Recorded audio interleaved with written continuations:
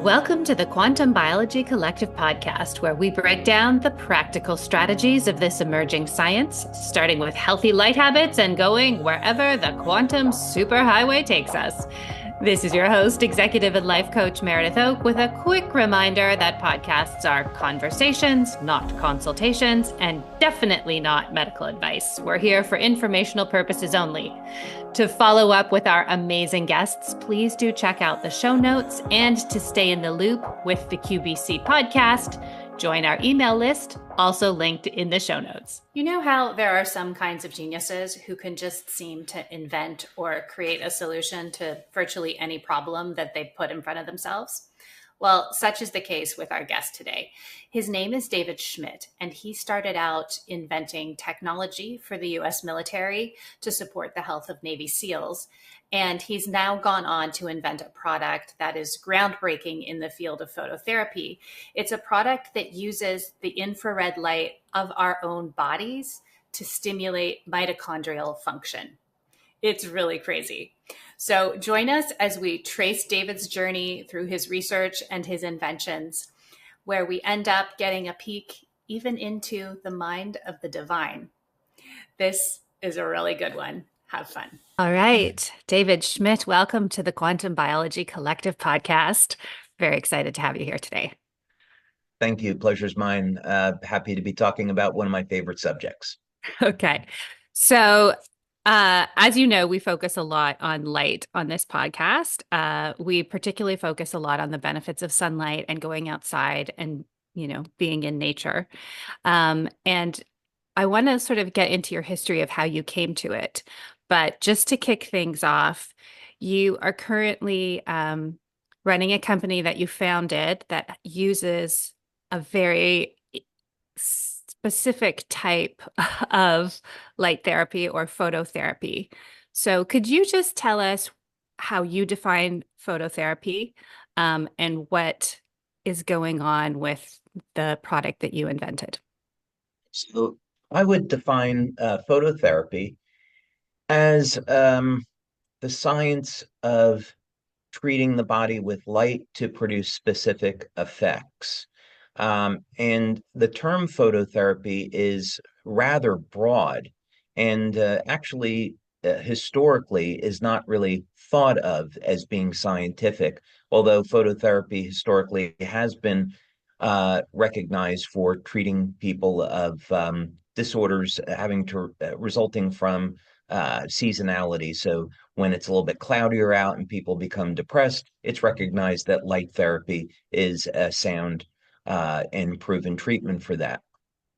However, more specifically, photobiomodulation, which you could consider to be a branch of phototherapy, is where we really want to understand how is light triggering specific biochemical changes in the body.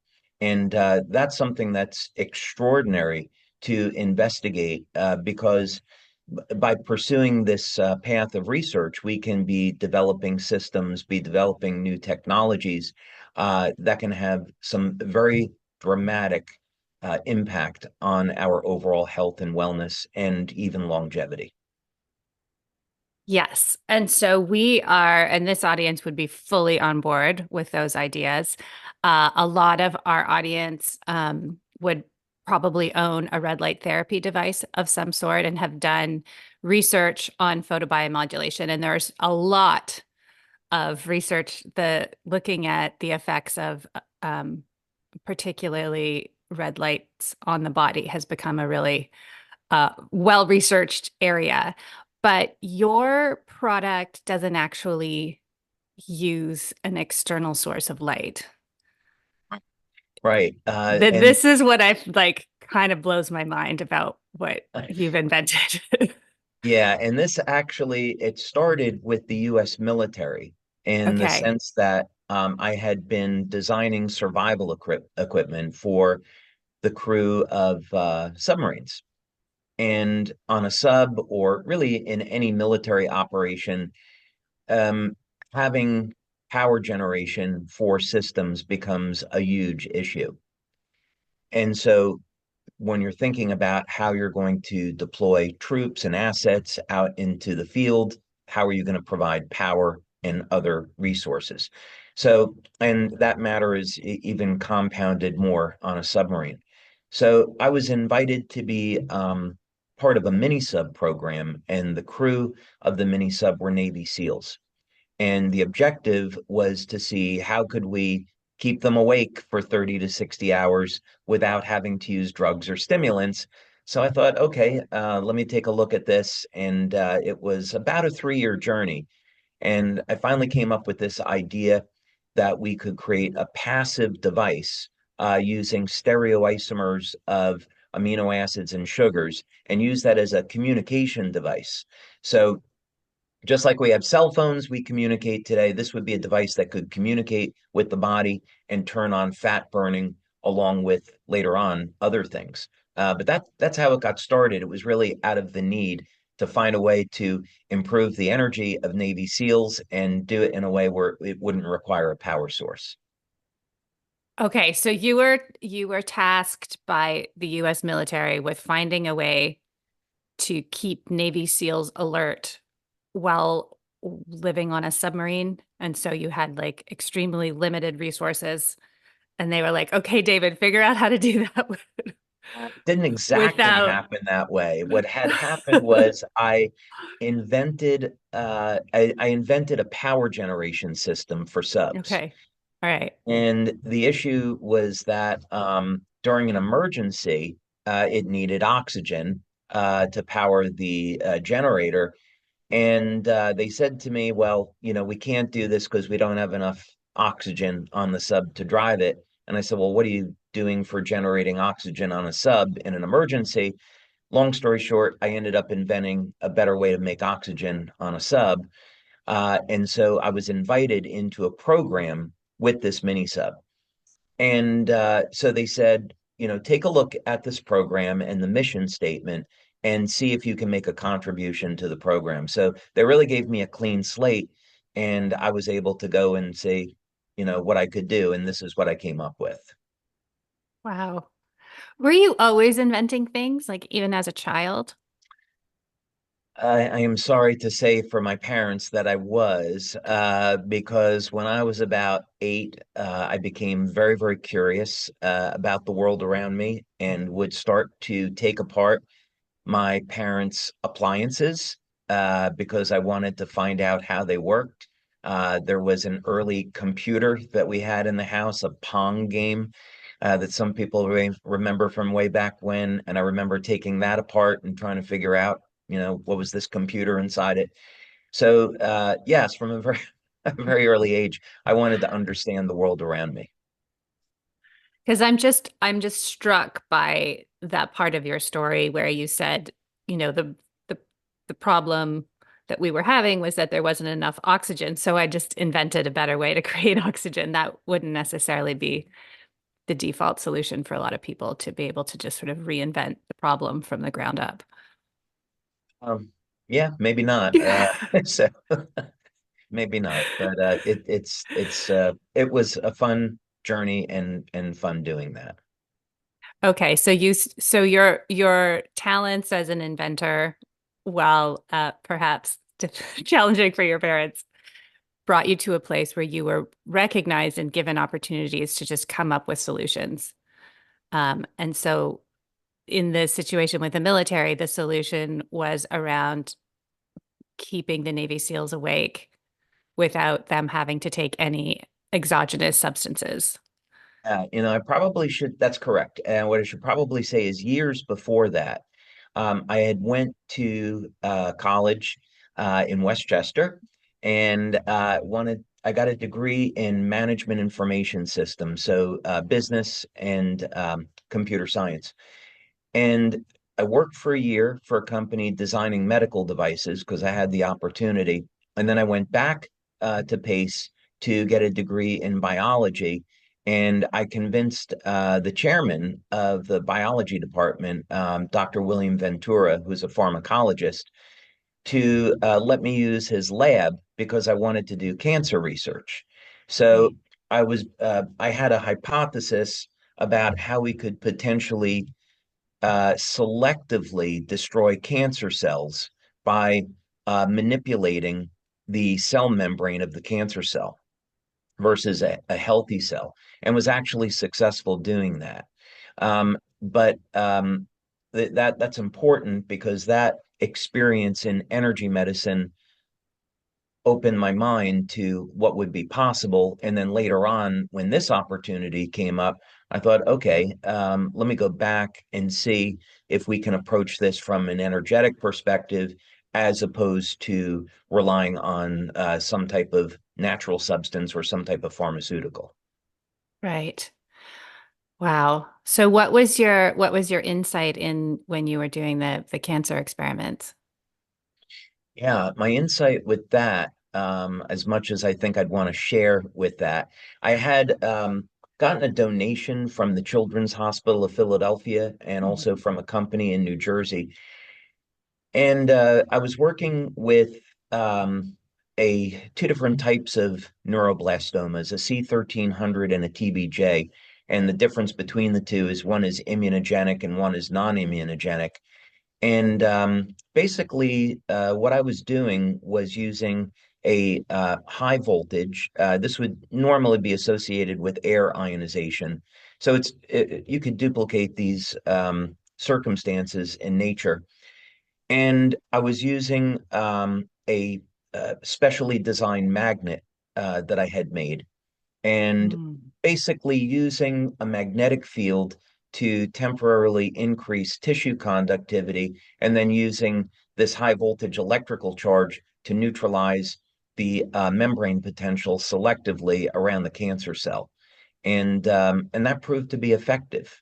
Um, but yeah, being, a college student, I didn't exactly have the money or the resources to try to Right. market that. Right. Yeah. Yeah. It's amazing how many potential solutions there are in the world that it's the systems and processes that often hold us back from connecting with them. I would say so. And there's a really important message there is that when people find themselves in a place which is, let's say, dealing with a health challenge or really any challenge in life, there is always a solution.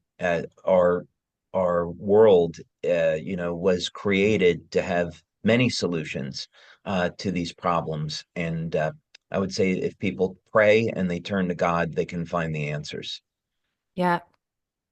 Yeah, that idea of there always being a solution is is a guiding principle in my life for sure. And this whole podcast exists because I was up against a wall at one point with, a not super serious health condition, but it was, chronic fatigue. So it was really lowering the quality of my life. Um, and yeah, I was feeling extremely frustrated with the available options, and I went into a meditative state, and I said, there must be something. I just don't know about it yet. There must be more. And my mind flashed to an interview with someone who talked about the healing power of light.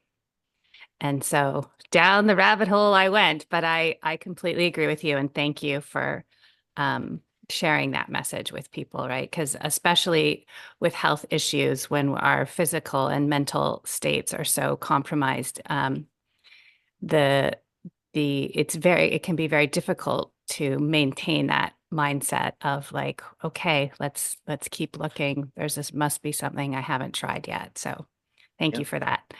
absolutely. Um, all right. So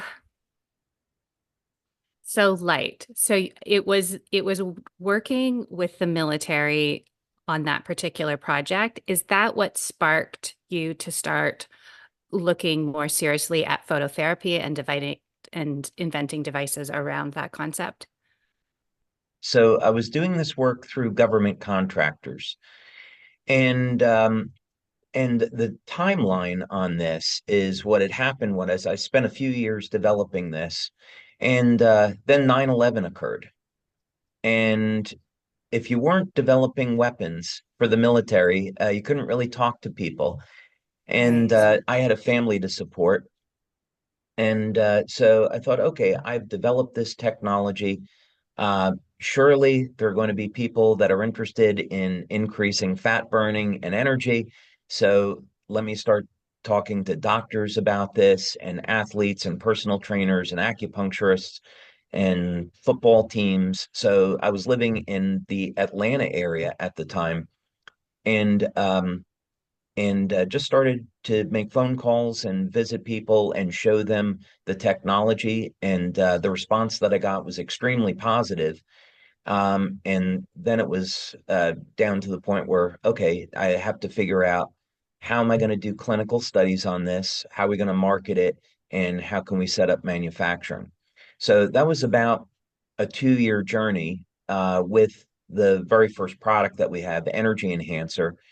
And then later, once the company was established and getting started, that allowed me the time to go back and really research some other applications for this. So how can we create devices that use a blend of different wavelengths of light to trigger these beneficial effects in the cell? So I would say the single biggest difference between LifeWave and other light therapy devices is that uh, these products use modulated light, which have information that can trigger a specific biochemical effect. In this particular case, what we're trying to do is turn on mitochondrial function and turn on synthesis of specific peptides that can improve our health.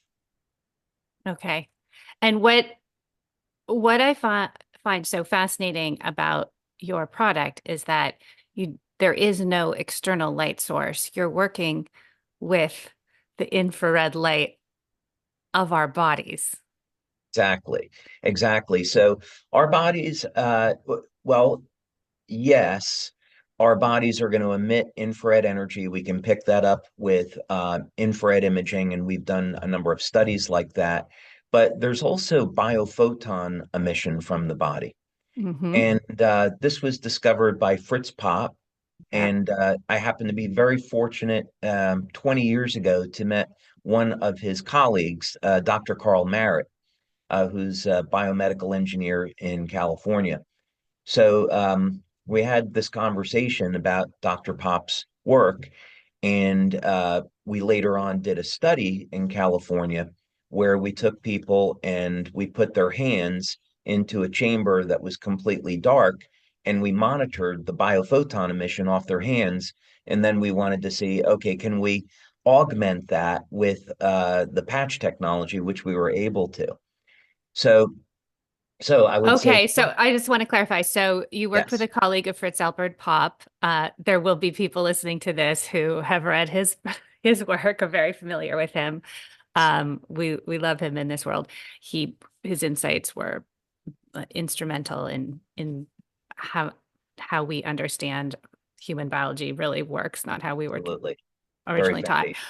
So you worked with a colleague of his to measure the biophotons coming off the human body, and then you applied the patch that you've developed to see if it would have an effect, and then retested the same hand to see if it would have an effect on the biophoton emission. Yes. Is that So let me correct? drill down Okay. on that. Let me drill down on some Okay. specifics there. So Please. the the infrared energy comes off the body, and as well as the biophotons, and this will activate the materials inside the patch. So the patches contain stereoisomers of amino acids and sugars, and this is what forms this communication channel with the body. So the patch Okay. essentially acts as a reflector of Okay. different wavelengths of light. They stimulate the skin with very low levels of light, and the amount of power there is in the picowatts. It's negligible. But it only takes 1 or 2 photons to actually turn on receptors in the body.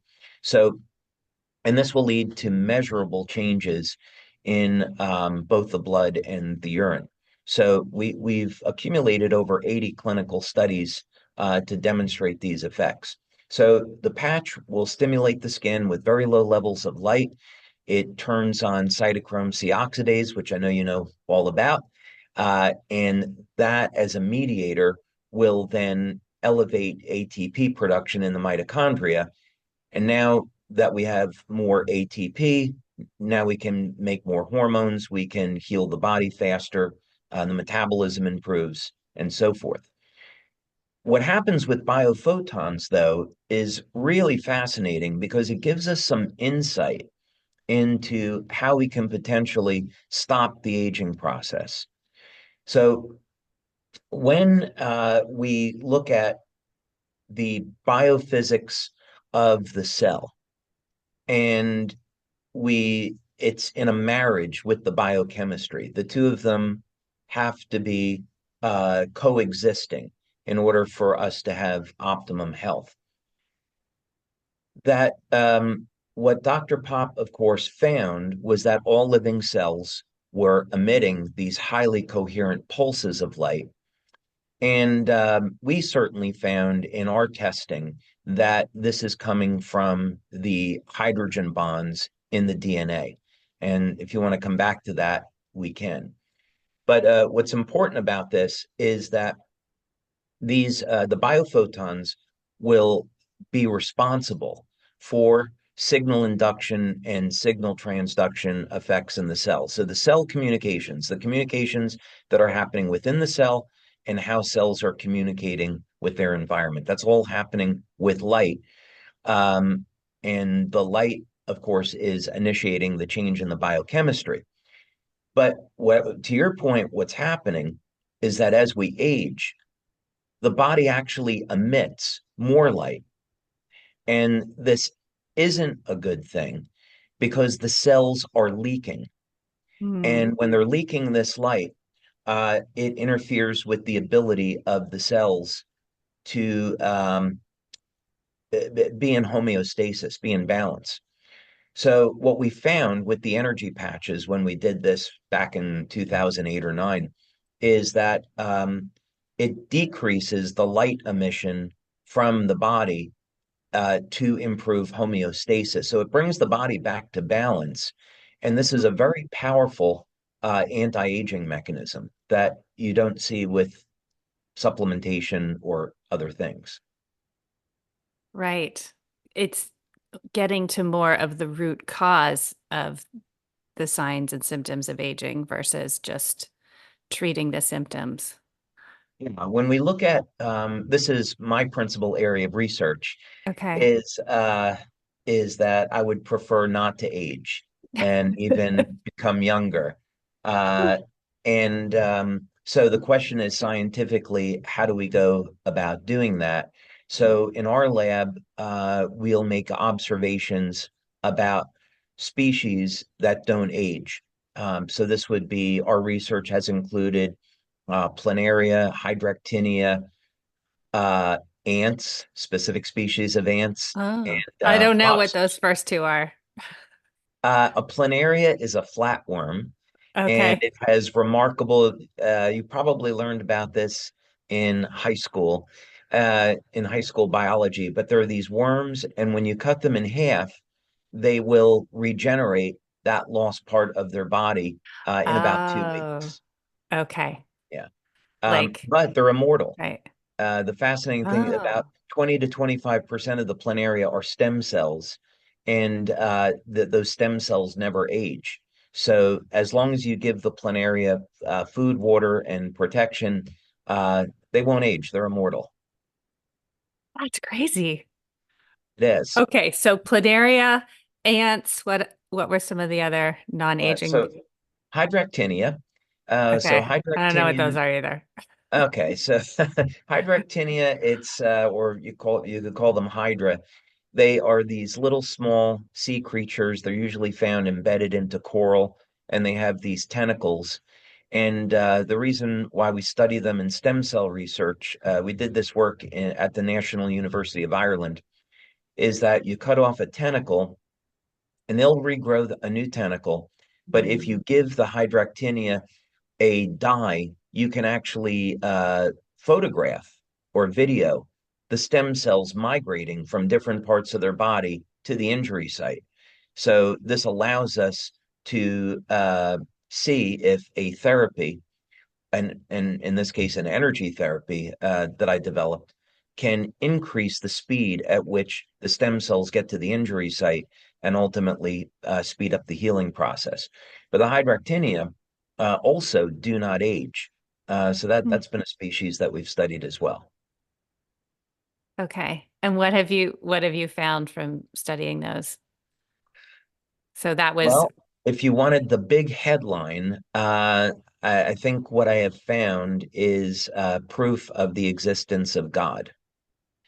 okay. And um, I am a Christian, Hmm. and so I don't need any proof to believe in God, but I happen to find it nonetheless during the course of my research.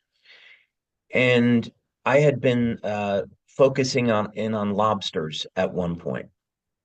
And what's so fascinating about lobsters is not only don't they age, but they actually get stronger as they age. And so I Huh. wanted to understand, how is this happening? Hmm. So I was thinking about in the Bible how it says that the life is in the blood. And so I thought maybe we take this literally. Obviously, if from thousands of years ago with all these battles, you cut somebody and then they bleed to death. So maybe it came from that. But I thought I'm going to take this literally and I'm going to study the blood of lobsters and see what I can find. And I started to find a code in light emissions from the lobster. So most scientists, if you research this subject, they'll say, well, the lobster produces an infinite amount of telomerase, and this enzyme regenerates the telomeres, and that's why they don't age. And that certainly has a lot to do with it. I'm not discrediting that theory because there's a good basis for it. What I'm saying is there's something else going on other than just the biochemistry, and it has to do with the light emission from the lobsters. And it's much more important than what's going on with the telomeres. So I found this code. I found these light emissions within lobsters, some within the blood, some not, but it formed a biological code. And I said, this cannot be here by accident. This is very much like a computer code, it's a design. So Wow. then I decided I was going to try to take that information and create new technology that human beings could use to stop aging. And so I did that, and I actually got several patents on that technique. So we fast forward a bit, and I'm doing a Bible study, and it happens to be on Bible codes. And in the study, we're taking the book of Genesis, Hmm. very first sentence, in the beginning, God created the heaven and the earth, and converting that to Hebrew, and then converting Hebrew over into numbers. So for those that aren't familiar with it, it's called gematria, but it's the process by which we can convert Hebrew over into number. Same as with Greek. And that first sentence in the book of Genesis forms a series of numbers. I'm looking at the numbers and I get my calculator out and I thought, I've seen this before. So I started to make some calculations, and it turned out that the code that's in the very first sentence of the book of Genesis is the same code in lobsters. No, I don't know what to say. That's wow. So God, the creator of the universe, who created everything, put his fingerprint or signature in numbers in living species. And we can use that information to create new types of light therapy devices that can potentially stop and reverse human aging, not to mention treatment of disease. So that's where I see this going. Wow. That is an incredible, incredible story. That, I mean, the fact that you even found yourself in a place where you were doing the work to find the code in and you happen to also have the code from the lobster's blood in your research and then match them up. I don't even know what to say. That's one of the craziest synchronicities I've ever heard. I'll give you a specific example, which is really crazy, along these same lines. So we go and look at the story of Adam and Eve in the Garden of Eden, and we all know the story about there's the tree of knowledge and there's the tree of life. And I was thinking a little bit further about this, and I thought, what if the secret of the tree of life is nothing more complicated than converting that into a number and then converting that into light, right? Because we know that God used sound and light as the Mhm. basis for creation. So I did that. I took the term tree of life and then I put it into a online converter to convert it into Hebrew. And then I took the Hebrew and again used an online converter to translate that into a number, and it comes out to 159. So 159, I thought, what if that is a sound? And what if so we would treat that as a literal frequency, 159 hertz. If we double that and we continue doubling that, we can transpose that frequency into a wavelength of light.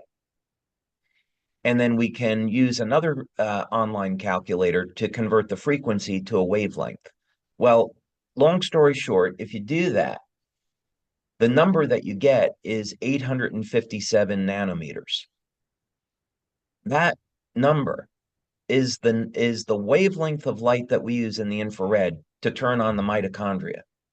And when we turn on the mitochondria, it gets the cells to function like a younger cell and changes the gene expression so that the cells function as younger, healthier cells. So, literally, the term tree of life is symbolic of turning on mitochondrial energy and turning on youth. Wow. Okay, so I just so the phrase tree of life converted into Hebrew, converted into a number, and then that number then comes out to the exact nanometer required to turn on our mitochondria. That's exactly right. If you were to now, with the common wavelength that's used in research is 850 nanometers. And that's Hmm. because the LED that is available is in that wavelength.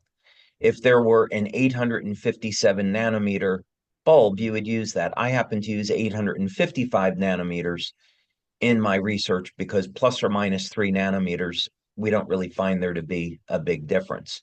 Okay. But the point is that this information that was encoded into the Bible 5 or 6 thousand years ago, whatever the number is, there is no way people back then could have known that that number was the number was going to be turned into a wavelength of light that could actually stimulate the mitochondria. They just didn't simply have that kind of knowledge back then that we're aware of, Right. right? That we're aware of, Unless they did. unless they did, right? Uh, it's so interesting because as you're telling me this story, I'm recalling an interview I just did with a researcher called John Stewart Reed, who researches sound. And he was explaining to me how sound creates infrared light. And then he also tied it back to the Bible. And Well, that's he is, I don't fascinating. think, a religious person. That was just clearly, he was like, that is more of a statement of scientific truth than I think we've realized. I am familiar with Dr. Reed's work, and Okay. he invented the he works in cymatics, Yes. and he invented a cymoscope or somatoscope for so you could visualize the vibrations in sound with water. Yes. Fascinating work. Yeah, Yeah, it's fascinating and it's very interesting to me that it ties in exactly with what you're saying. He's coming through the sound angle and you're coming through the light angle. Wow, it's a whole new world. it This is. is, yeah. It is because what we've actually found with this is that if you take these, I'm not sure whether or not you should refer to them as biological codes or biblical codes or sacred codes. I don't know how to refer to it yet.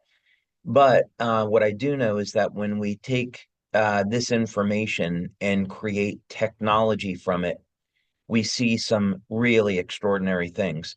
So one of the first things that I did was I built this piece of equipment that was about, I'm looking over here because I go off into my lab over that way. Great. Um, I have a table that is, let's say, about 3 feet wide and 9 feet long. And that was where the first piece of equipment was put to use this technology. And one of the things that we did was we created a new structure in water. And what happened was we were able to embed light into water, Hmm. amongst other things. And what I wanted to see was could we prove that there was some type of new energy in the water once we did this? And what happened was we would put the water through a phase change. So in this case, we'd want to freeze the water and just go from a liquid to a solid. That would be a simple phase change. And in doing so, the water did something unexpected. It imploded. Now you can't compress water. So the way that this showed up is that a vortex funnel, like a tornado, showed up in the center of the water, and ice crystals formed that were like threads, and the ice crystals spiraled into the center of the glass beaker that the water was put into. So we could show, and we later on proved this in human beings, that you could take different types of substances, let's say fruits and vegetables, and you could put light into them, give it to somebody to eat, they would consume it, and this light would be released into the body and would start healing the body. Wow. So is that something that you're actively doing with food? Yes.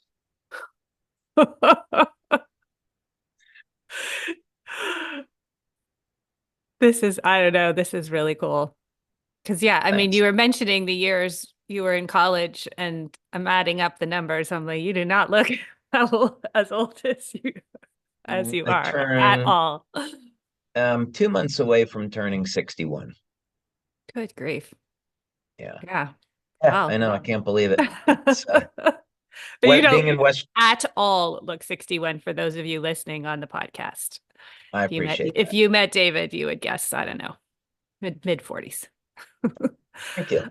So, Trying okay. for 30s now. Yeah.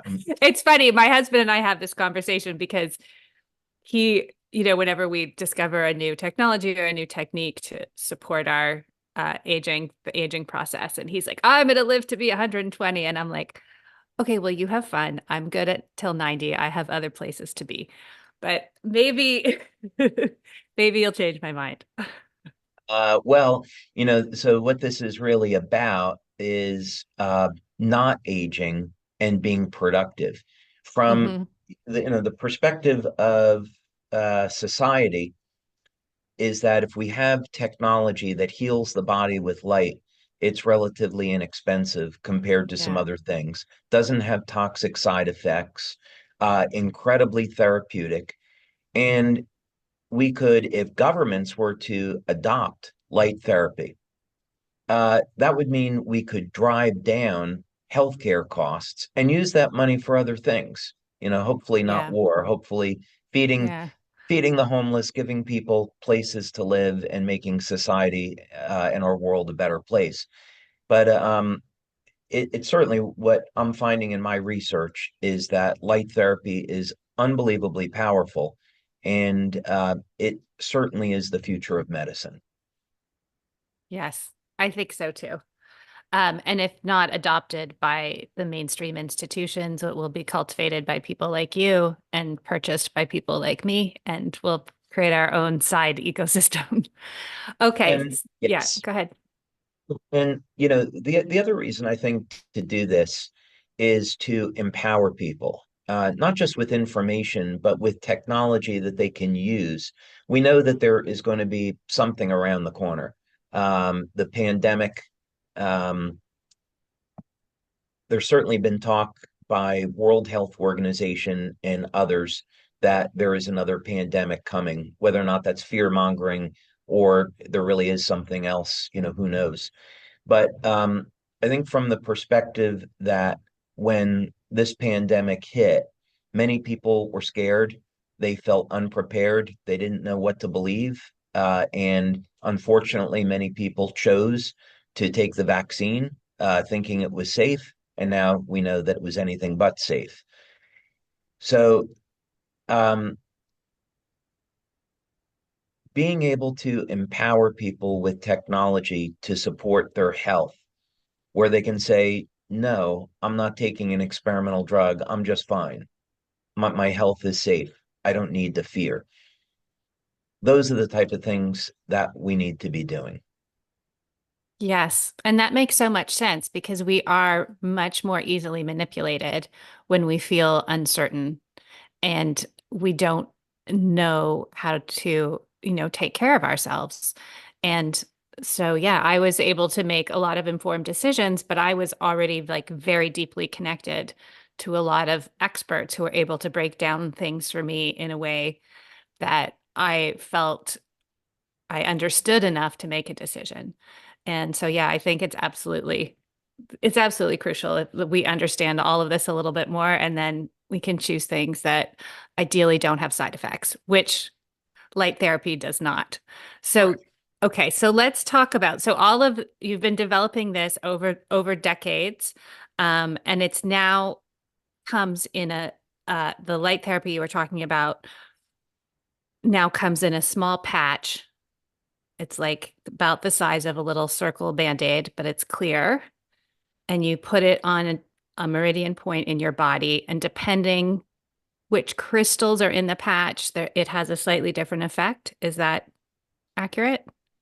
So, so the patches that we have, um, they will stimulate the skin with different wavelengths of light for producing different effects.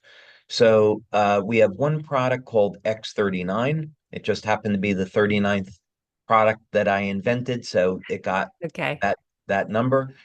And what it does is that stimulates the skin with light and it turns on production of copper peptide, which is a tripeptide composed of glycine, histidine, and lysine. And it has a very, very high affinity for bonding with copper. And this peptide is really special in the body. We start out with high levels of copper peptide when we're younger, Yeah. and then after the age of 60, those levels decline. So if we can turn on copper peptide, we can reclaim some of our youth. It will reset about one-third of the human genome to a more youthful state. So it's a very powerful anti-aging product. Okay. So let's drill down on this. So the so this product stimulates basically it helps us make more stem cells. Well, okay, so to yes, but let's talk about how it gets there because Okay. that's super important. So you Okay. put the patch on and it stimulates the skin with low levels of light. This will turn on energy production in the mitochondria. And now, once the cell has more energy, it can start to make peptides. A very important intracellular peptide antioxidant would be glutathione as one example. But this other peptide, GHK, known as copper peptide, it's important because what it does is it resets genes to a more youthful state, about one-third of the human genome. And some of those genes are associated with managing inflammation. Some of those genes are associated with managing antioxidant production, so you get those benefits. One of those genes is P63, and the P63 gene turns on mobilization of stem cells. So people get injured, and now the stem cells can mobilize and get to an injury site. Another thing that happens that's very interesting is that there was a study out of Korea that showed that GHK can function as a Yamanaka factor. So the Yamanaka factors are where we take a differentiated stem cell. So let's say the example is a skin stem cell. So in stem cells, we would start with, let's say, pluripotent cells, then they go to multipotent. As they differentiate, they become more specialized, and then they go into the specialized tissue. Well, if we take a skin stem cell and we expose it to a Yamanaka factor, like copper peptide, it will revert into a pluripotent stem cell. So what was Hmm. found was that you give people injections of copper peptide, now the number of circulating stem cells increases, and it's because it's converting differentiated stem cells back into pluripotent stem cells. Okay. But the the patch, there is no exogenous substance being injected. You have found Correct. a way to have that same copper peptide, basically the frequency of copper peptide. I don't know, finish the sentence. I'm a little So lost. that no, that's okay. No, you're doing great. I mean, that is exactly correct. Okay. Is that you put the patch on and it elevates copper peptide. And we know this because we've done 9 clinical studies where we take people's blood and Hmm. we look at their blood levels of copper peptide before and after the light therapy, and we see the copper peptide levels go up. And then we take urine samples and we look at before and after. And so we see the metabolism improves, synthesis of amino acids improves. So we see not only does copper peptide increase, but we see the effects of the elevated copper peptide. And it's basically turning on all of these systems that help support the healing process. Okay, so once that's been turned on, we're supporting the healing process. That looks like uh what? Like improved sleep, improved skin. What are some of the benefits of this? Sleep is a really Not that we're interesting making one. any medical claims here. We're just Right. No, we're not making we're medical. just noticing what happens when someone uses a patch. Okay. Well, sleep is an interesting one because when people think of stem cell therapy and getting an injection of stem cells, they wouldn't normally associate that with improved sleep. Right. Uh, People go and get a stem cell injection because they have a sore knee or shoulder, an old injury that they want healed. What's interesting about this is that because we're not injecting stem cells into the body, what we're really doing is getting the stem cells that are already in the body to act like younger cells. What Mm. happens is that we're tapping into the communication system that already exists in our bodies. So you elevate copper peptide, and this causes an increase in GABA. So it puts the body into a relaxed state. The GABA will signal an increase in BDNF. BDNF is brain derived neurotrophic factor, and BDNF is the signaling molecule that manages stem cell activity in the brain. So Ah. we did a study with Dr. Gaetan Chevalier because people were using our patch and saying, I'm sleeping really well Hmm. when I use this product. And I wanted to understand what was going on. That wasn't very clear to me in the beginning days of this. And so we worked with this fellow, Dr. Gaetan Chevalier, who's very well known in energy medicine. He's done a lot of studies on earthing, and he's also done work into nuclear fusion at UCLA. So he's a pretty bright guy. Okay. And we did these brain scans using a P3 EEG system, and we saw that after 3 weeks of using X39, that the brain was going into a state of coherence. Mhm. So we saw evidence that you wear this product and it's improving sleep because it's improving the homeostasis of the brain, which improves everything else. Incredible. And so, and just to clarify, there's nothing coming out of the patch going into the body. It's really the patch is reflecting the light of the body at a frequency that is stimulating all of these changes. So what's really important is that if people have a healthy diet, they supplement where they need to, exercise, drink water, have a healthy lifestyle. And basically, if they have all of the building blocks they need in their bodies, then when they use this technology, the technology will use that nutrition to support healing. That's really what it comes down to. Okay. So we have our foundational health in place, and then this is augmenting it. So tell me some of your favorite things that happen when you wear this patch. I mean, I will say I tried it, and I have an inner council of people who I consult before I, will do a podcast with someone who has a product because I want to, sort of there's people's whose opinions I very much trust. And everyone was like, yeah, no, they're really good. These patches are really good. Like, That's cool. they're really cool. I'm like, okay. So then I tried it, and I wasn't sure that I would notice an effect because I generally feel quite well because I take care of the foundational aspects you just mentioned. I'd add circadian rhythms in there. Um, Yeah. but I was quite surprised to notice, like, even within the first day, that my mental clarity was significantly improved. And as I said, I thought I was doing okay. So I was like, oh, wow, okay. So what are some things that you and your team have noticed in terms of benefits? So there are things that I would put into the anecdotal and then others that we found through clinical studies. So when Okay. we do our studies, we want to look at how do people feel with this? How's their overall vitality and wellness? What's the quality of their sleep? What other things are they noticing? So we do quantify that and run the statistics on it to see the science.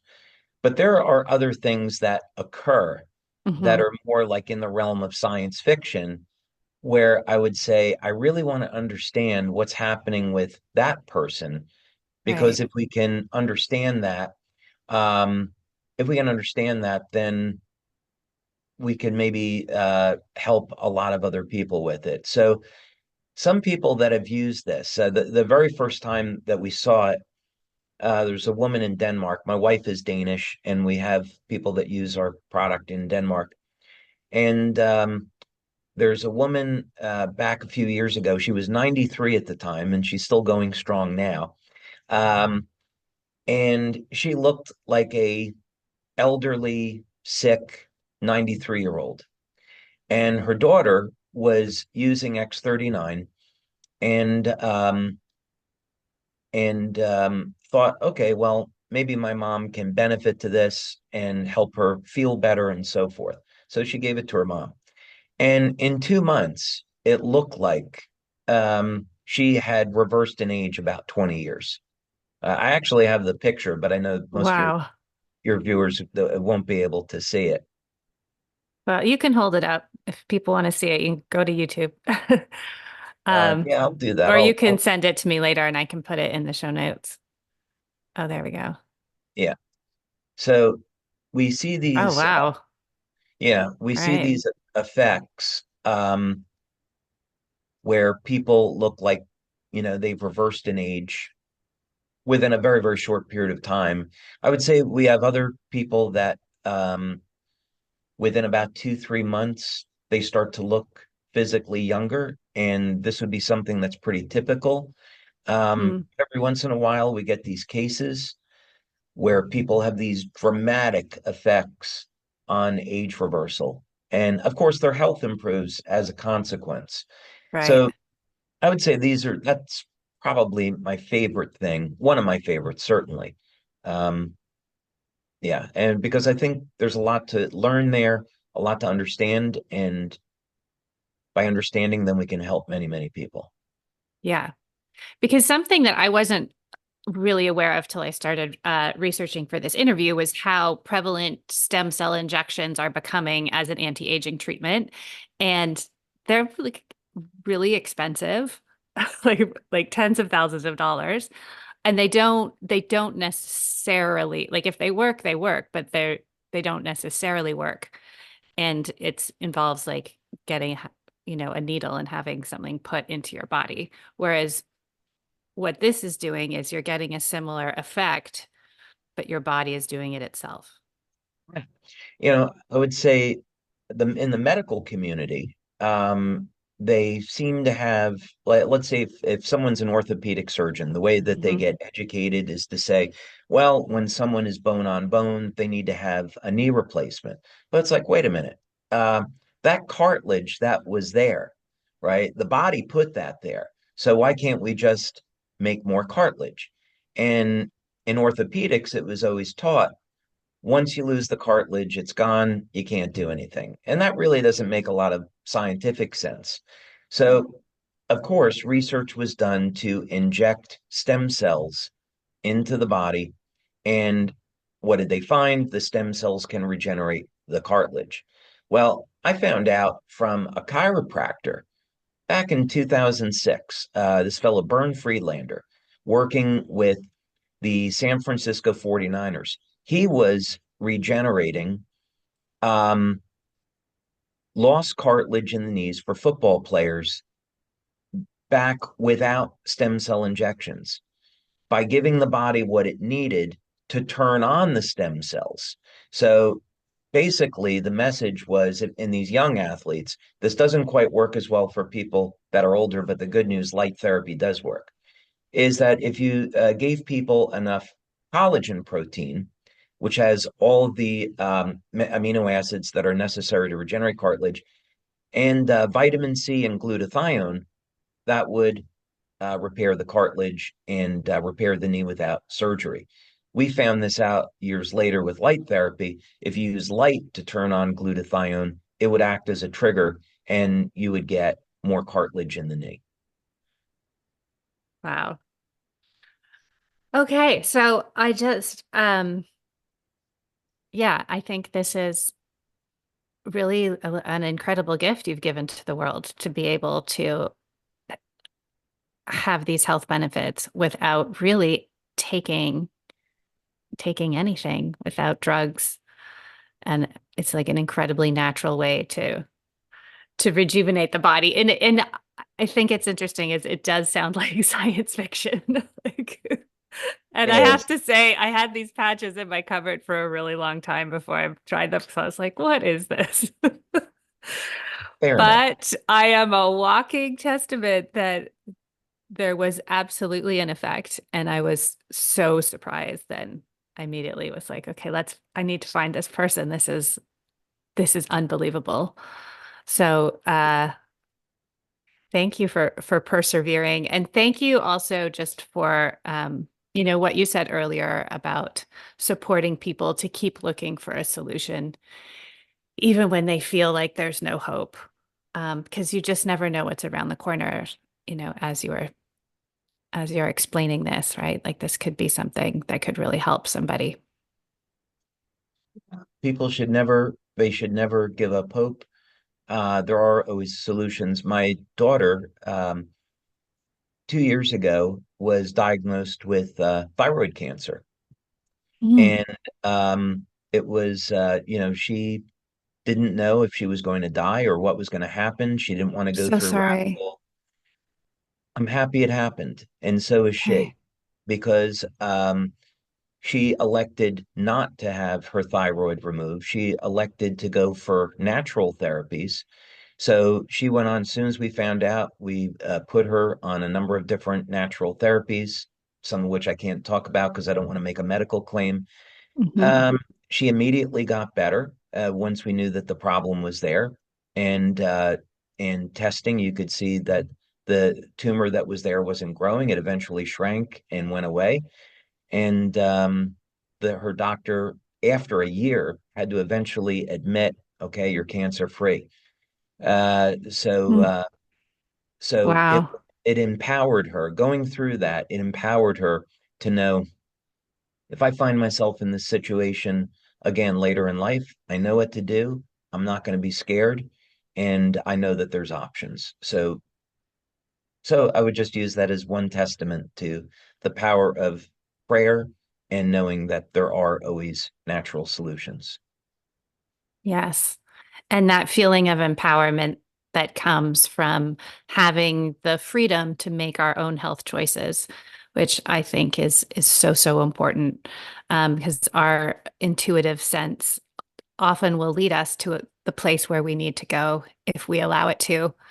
And for some people, that place may be, a pharmaceutical or a surgical intervention as needed, of course. Um, but there's also lots of other things out there if those options don't pan out. And the ability to trust ourselves is, I think, foundational even beyond anything we can do physically. Yeah. So thank you. Thank you for bringing that message, and thank you for bringing these products. You have a truly exceptional mind, and it's just fascinating. I could talk to you for a long time. So thanks for sharing all of that. Thank you for having me. It's been a pleasure. Woohoo! You made it to the end of another episode. Thank you so much for joining us on this exploratory adventure into new realms. Your energy and support are building a different world, and I am so grateful to be on this journey with you. Take care, and thanks.